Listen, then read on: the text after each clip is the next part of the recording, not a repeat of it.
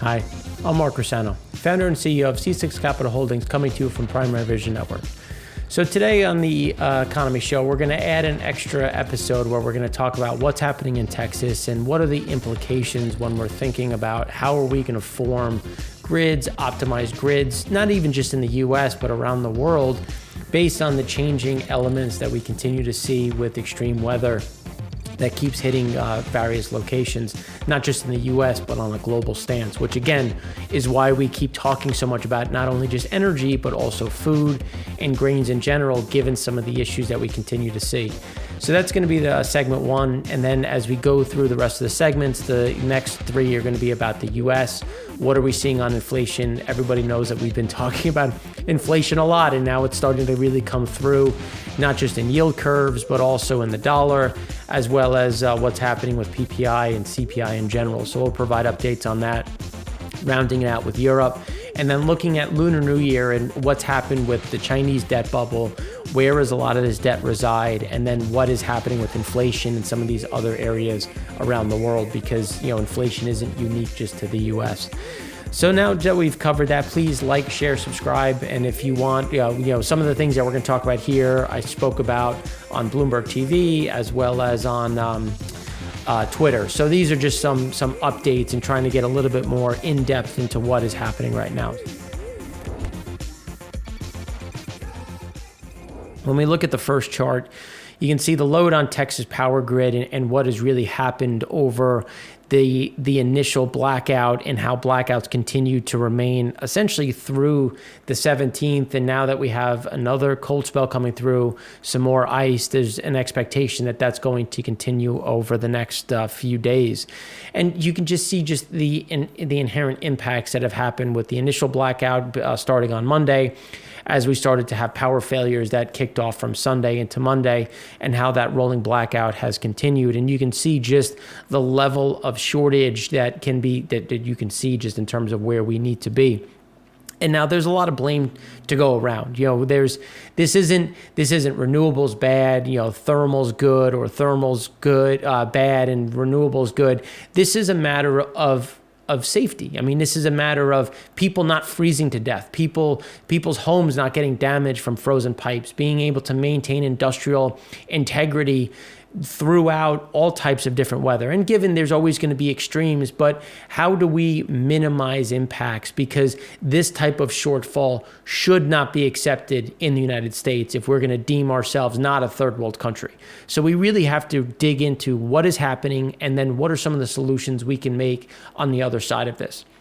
So one of the biggest things that we have to consider is obviously there's a renewable push. So when you have renewables, there's always an expectation that they're not going to perform at the same rate in the winter. So ERCOT typically assumes anywhere between 12% and 43% of wind power out of what is actually the installed base.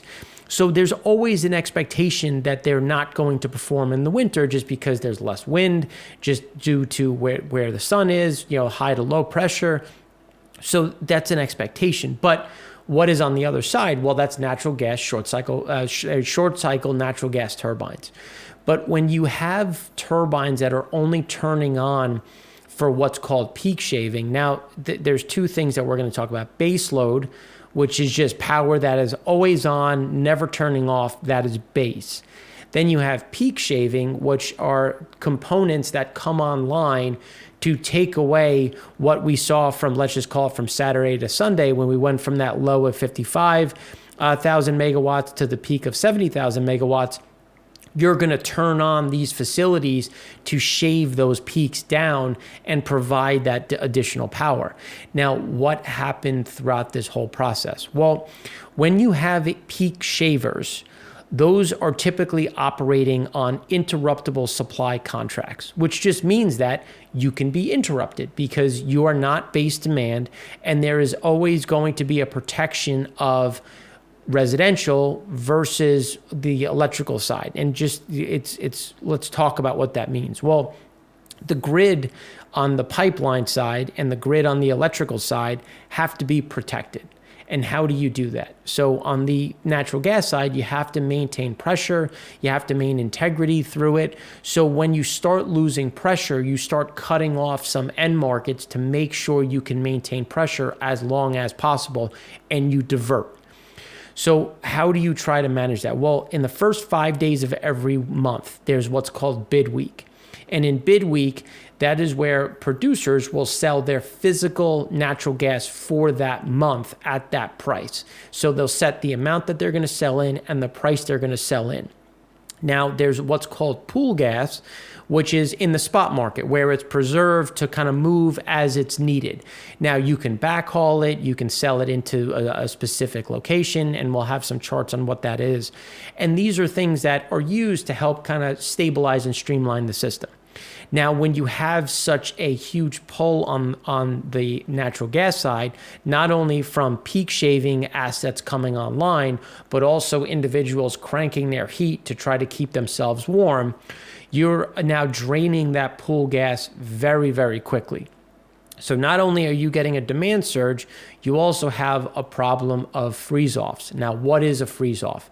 So it means different things in different locations. So when you're looking at a wellhead that still has a lot of water in that natural gas, oil in general, you're actually going to get the freeze-off where the gas inside or the water inside is actually going to freeze. So you turn off the pipe to make sure, or the production to make sure that those pipes don't burst, crack, what have you, to protect the infrastructure. On the other side, now natural gas is typically dried to 7 pounds of water per million standard cubic feet. So we're not going to have the same type of freezing issues on gas that has been treated coming out of storage.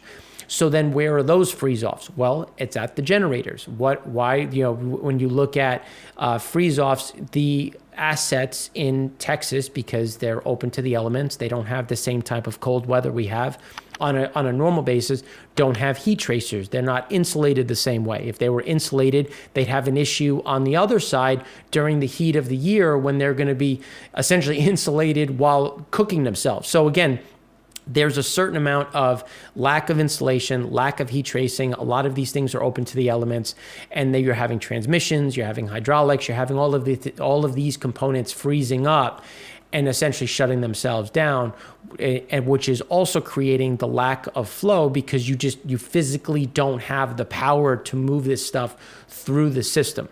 So these are the different components that are impacting it. And you might think, well, why is this happening? And it's, well, ERCOT market has no capacity payment, which also takes away the incentive to invest in power plants that only run during peak periods of peak demand.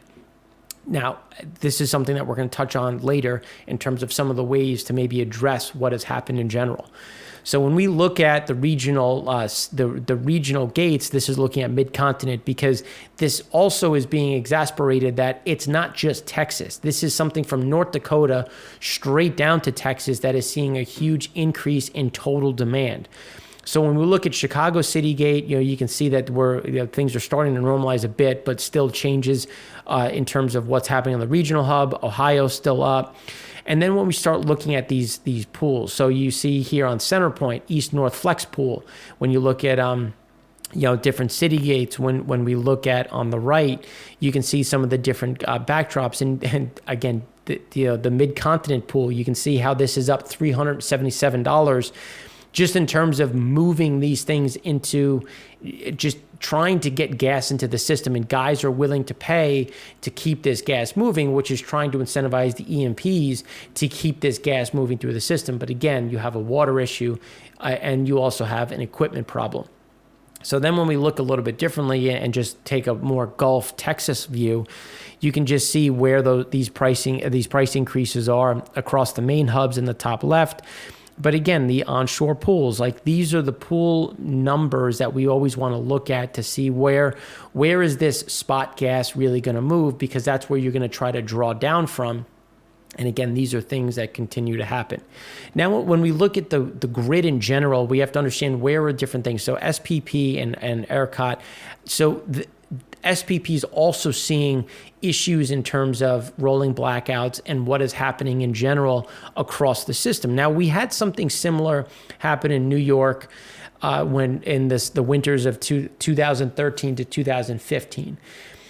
Now, the other problem with that was we had, they issued a dual mandate, and a dual mandate just states that in order to be base load natural gas, you have to have a dual fuel mandate, which just means that you're either going to run on natural gas or diesel, but you have to be able to run on one or the other when essentially your time comes, and you have to come on, but you have to maintain flow. So the diesel side would help mitigate the loss of natural gas coming to the system. Now, that doesn't fix the problem of, well, you have pipes freezing and things freezing. So even if you have the diesel, how do you get it into the system if your system is freezing up?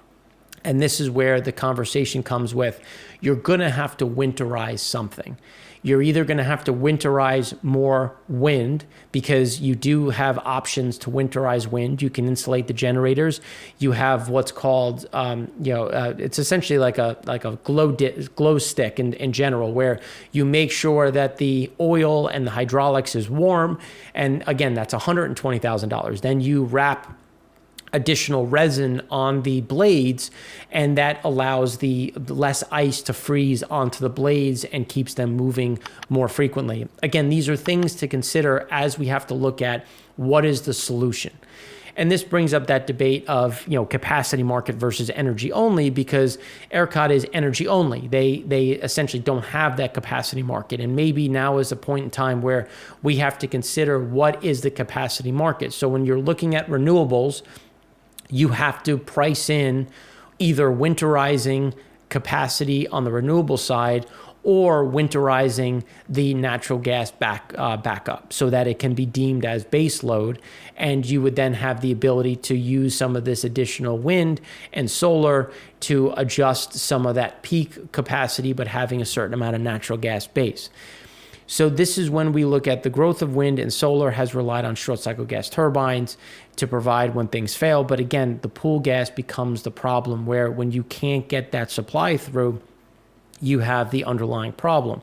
And this also brings up some of the issues looking at the power gen. So you can see here that you had a certain amount of wind that was performing, because there was some of the turbines along the coast, which was benefiting from the wind between coming onshore. First, well, I should say, coming from cold to hot, in terms of going offshore, because the ocean is going to be warmer than the land, and you're going to get some movement of wind, the atmosphere in general. But you also had them a little bit warmer, so you didn't get the same freezing issues that were occurring at the coast. That has since started to die down, because when you look at this green, you can see that really dwindled down into nothing.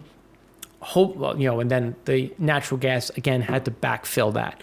But when you have natural gas that isn't built to maintain this kind of thermal capacity, you're now overwhelming the system.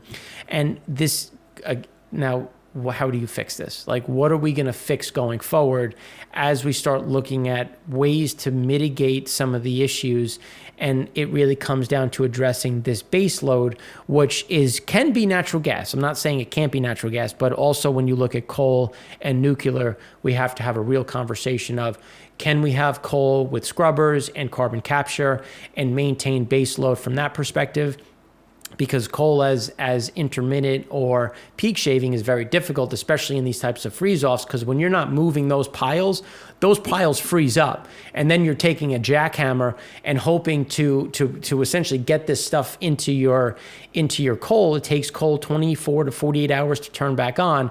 And also think about a frozen coal brick and a hot fire. You really don't want to mix the two. So again, there's also, other issues to think about when we're looking at what can be that intermittent and those peak shaving capacity. And this just puts into perspective what was asked of the natural gas capacity as they started to ramp up. And then you can see the failures that transpired, happened in nuclear, happened in coal, happened across the board, because again, you were asking too much and they weren't properly heat traced to protect that. Now, the nuke came down because one of the assets at South Texas actually tripped, because one of the nuclear reactors, the cooling liquid or the cooling water froze up, and then it didn't have the water in there to cool itself, so it went into an automatic shutdown, taking down 1 out of 2 of the reactors. Again, there's things that have to be considered, and this is a learning experience. It is terrible. There has been loss of life. This is nothing that we want to happen, but we need to take these lessons and extrapolate them on best practices, best ways to mitigate and create redundancies in the system. So again, this is where we start looking at, well, what is the capacity? Now, this is just looking at Texas in general, looking at what is the capacity overall. So here we have natural gas, coal, wind, and you can see wind is at 17.4% with an installed capacity of 30.9 megawatts. And when we look at megawatts under construction, so you can see that we're going to get close to 40,000. Which is great as long as the wind is blowing, as long as things are priced appropriately to essentially backstop a lot of this capacity. And when you have peak shaving, again, that intermittent capacity makes it difficult, because when you have base load natural gas, you're going to have a dedicated pipe coming to you that you're going to pull from and purchase from. So the midstream will always make sure that you have your piece of that pie that is coming into the actual gas itself.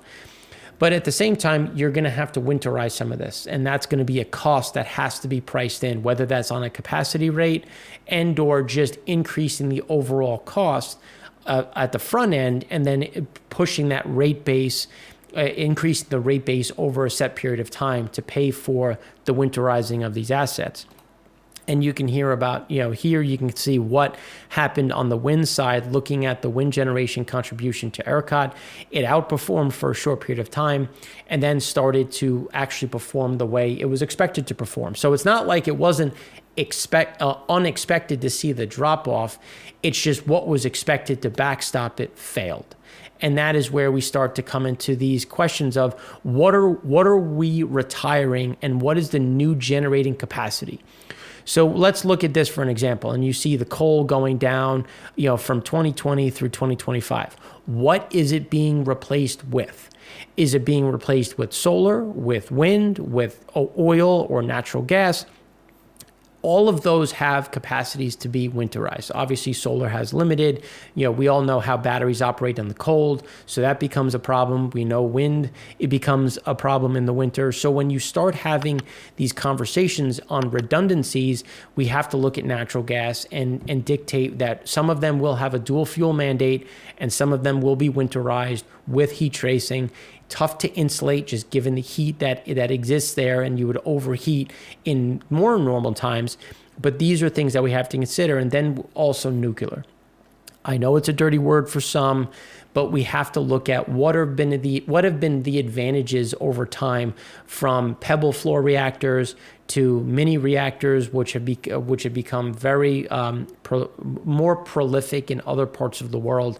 But we have to look at how do we adopt more nuclear, because environmentalists get in the way, legislation gets in the way, and all of these issues get in the way in terms of delaying these projects, causing cost overruns and other types of problems where there is a good solution where both sides need to agree. And there's even processing that it can be used in terms of the other types of nuclear that was actually voted against in the 1970s that was perfectly viable, but again, Nixon voted for what was happening in California, and that kind of shelved the Zion ones.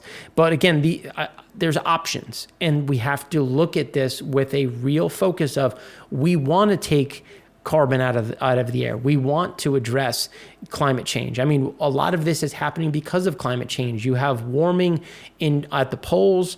You have atmospheric changes, which are increasing polar vortexes because the polar vortex becomes less stable as it circles around and dips further down. This one specifically came up through the Pacific, picked up Canadian air, and then brought it all the way down. Again, we're seeing these changes. We're seeing it on droughts, floods, as we talked about and we've been talking about in China with the droughts and flooding at the Yangtze River, the Three Gorges Dam. What is happening over there? This is not something that is just happening in the U.S., but we need to make sure that we have redundancies in the system. So then when we look at, well, what is the housing market doing right now? So because we're asking the grid to do more. We're talking about electrifying heat in the home. We have, the increase of or the hope of increasing electric vehicles. We're talking about asking the grid to do extra, but we're not creating the redundancy at the base load level to take some of the stress off this peak capacity. Because when you're relying so much on peak shavers, without that base load, you're just asking for what is currently happening right now. And you can see just in general, where is that building? Well, we have Arizona, Florida, Texas is in the top 20. When we look at what is happening in general across the growth areas, you can see that Southwest mountains and the South continue to pick up that migration. So as new homes are getting built, how are they getting built? And when we just look at this, and we showed this before, and I think it's a great chart really highlighting the electricity as their main heating fuel. And when we look at just where there's a huge amount of heat, again, looking down the center of the United States from North Dakota to Texas, you can see that there is an increase in electricity as a main heating fuel. Now, there are ways to make this electricity heating efficient. I'm not saying there isn't, depending on how it's installed, the different products like step warm floor is just one of those examples of things that can be used to help insulate and create an efficiency. But how many of these houses are older? Because this is 1970 versus 2018. How many of them don't have new windows or don't have the insulation? And then there's a lot of leakage in terms of this heating capacity. And when we look at there are certain jurisdictions, California, Washington, New York, Massachusetts, and Rhode Island, that have introduced natural gas bans and electric preferred building codes. So again, we're asking the grid to do more. And it's not saying we can have it do extra, but we have to address the base load. And the answer isn't purely renewables, because if you have a renewable that you want to be base, and you just have to have that natural gas backstop and that short cycle gas turbine that will protect that base load capacity by having the dual fuel or the heat tracing to make sure that it has that gas to come online. And here, when we look at the change in home constructions, clearly Texas is one of those growth areas. So when we look at Texas and we look at the amount of people moving there in the region in general, we have to have a real conversation of, should we really be reducing coal, nuclear as a base load and rely so much on some of these other things that can create more of this strife? Because, California was freaking out when they were short 1,000 megawatts, and here we're short anywhere from 30 to 40. So you're talking about a serious issue that can happen almost anywhere. Like I said, in New York, and what, just from my experience in general, and then what the energy, the government did a backdrop of what were ways to mitigate. Well, coal did a lot of the heavy lifting, 87% of power during that time, during those peak periods of snow bomb or snowmageddon, whatever the news named it. Coal and nuke did a lot of the heavy lifting. Well, a lot of that coal has now gone away since 2015, and some of those assets have been retired. So, which is fine as long as that natural gas has the ability to backstop at the extreme level. And, just given the fact that we're in the Northeast, they are insulated. A lot of the equipment's indoors. There's heat tracing, but you still now run into the issue of the availability of natural gas. We saw Newport run out of natural gas because they lost pressure, so they had to shut the system. We saw shortages of heating oil throughout the Northeast during the logistical problems of power outages. Again, these are things that have to be considered when we're talking about redundancies and survivability of the grid and just the heating network that needs to be installed. So then when we look at, again, what Texas relies on, it's mostly thermal. And that's why we have to think about, how do we look at the thermal side? And yes, wind was a part of that, because thermal is used to backstop wind. So as wind drops off in the winter, you have to have an increase in thermal. That is known. How do you make sure that that's stable? And this is when we start coming to what are some of the situations or some of the solutions. It's one, increased base load, which sounds easier. I'm not saying it is, but increased base load using nuclear, coal, and natural gas that has been winterized and has firm contract with their own natural gas that they're buying on a monthly basis. Two, have some of that forward capacity contracting, because that will allow you to pull forward some of that money.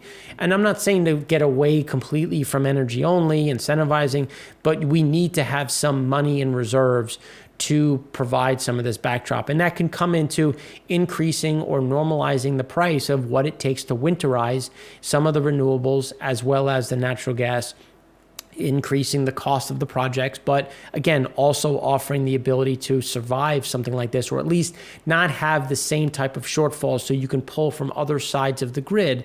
Then that comes down to opening yourself up to have more interconnectiveness with some of the grid, because we have East, West, and Texas. So how does Texas align itself to be able to pull from some of this grid? And then, let's be fair, when wind is firing up in the winter, sell it back into the grid at a broader amount. And then, lastly, but really not something that is going to be surprising, that dual fuel mandate, to make sure that, let's be fair, there's a lot of refiners in the area. So with that many refiners, there's a lot of diesel that will be available, but make sure that it's there and have 2 to 3 days of capacity available, so that you will not have these types of hiccups, because you'll have that redundancy that you can change over from natural gas to diesel, and then you can work on backstopping and backfilling some of the diesel capacity. Again, these sound easy, these sound non-confrontational, but again, each side is digging in, and this is not a time to dig in. This is a time to be bipartisan, look each other in the eye, and have a real conversation of how do we address base load and not rely so much on peak shaving, because as we continue to see more renewables, the peak shaving is becoming more onerous, and we have to look at ways to install more of that base capacity. And just to kind of roll it all in together, when we look at what's happening in Europe right now, and unfortunately there was a great chart, I can't find it right now, but looking at who is short, who's long natural power in Europe, and Germany is talking about bringing back more coal. We have Japan building 22 coal facilities. We have China building more coal, because they, let's take Japan for an example. Fukushima happened. There are ways to address that, not saying that there aren't, but Fukushima happened, and now the willingness to have nuclear has fallen by the wayside. So how do you create a stable capacity, given the fact that we saw what happened with the LNG prices? We've seen what's continuing to happen with propane prices, which is going to drive up LPG. Coal remains that answer, but scrubbers, again, carbon capture, there are ways to look at this and address. And when we shift to Europe, Germany is net short power on an average basis, even though they have a lot of wind and other types of capacity. So maybe that brings up the question of coal, where you have coal operating 6 months out of the year to backstop the loss of what we know is going to happen from the renewable side until we get some of that better storage. And then this chart is looking at what's happening in the UK right now. And in an effort to make electricity cheaper for charging cars and heating homes, Prime Minister Boris's government is looking to consider ways to take levies away from power and put them on gas bills. It's a move that could kickstart the mammoth task of decarbonizing the 85% of households that are using fossil fuels. So again, there's going to be a push to electrify, but we have to look at how are we going to electrify this properly. I know I've said a lot of this before, and I'll continue saying it again, but there is going to be an issue that has to be addressed. I hope this helps. I know we covered a lot of terms in terms of pool gas, peak shaving, base load. Happy to have more conversations in the comments. I'll continue to talk about this on Twitter and on YouTube. We'll have a follow-up show on this, looking at what is going to be the shakeout, because this is going to become a much bigger problem in general. Like, what is happening to refiners? Refiners right now, we have about 5.5 million barrels a day of refiners output down, 3.5 million barrels a day of oil production. We have about 10 BCF a day of output down. of natural gas down. That's going to impact other parts of the country because gasoline's going to get more expensive. Things are going to get more expensive. Now, it won't, when we think about, bullish, bearish, you're going to have an increase in oil storage. You should have a decline in products as products are moved. But we also have export imports that have completely shut down due to power loss and due to the pilots shutting down the different regions just because it's not safe to sail. So again, these are things that are impacting our industrial life and life in other parts of the country. So this is why it really is a bigger issue as we look forward. And it's something that has to start to happen or is happening as well in Europe when we think about these changing weather patterns and this more extreme weather becoming less 100-year storms and more normal, and finding ways to address the ever-changing world that we live in. Whether you want to say climate change is man-made, is cyclical, is both, I don't really care because we see it, it's happening, and we have to address it in a meaningful way to maintain our not only standard of living, but safety and industrial life if we want to stay number one in the world on an economic level.